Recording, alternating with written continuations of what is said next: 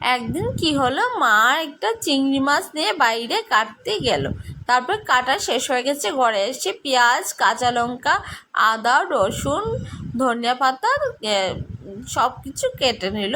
কাটার পরে সুন্দর করে মশলার মধ্যে মেখে তেলের মধ্যে একটা একটা করে চিংড়ি মাছ দিয়ে দিল। তারপরে চিংড়ি মাছগুলোকে ফ্রাই করে নিল। ফ্রাই করার পরে উঠিয়ে নিল।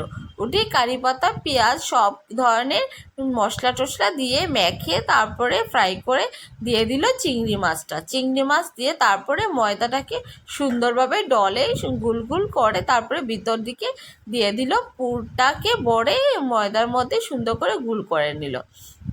তারপরে নারকেলের মধ্যে লাগিয়ে তারপরে একটা হিটারের মধ্যে দিয়ে দিল। এটা সব কটা দিয়ে ডেকে রেখে দিল। তারপরে কত সময় পরে এলার পরে দেখলো এগুলা হয়ে গেছে।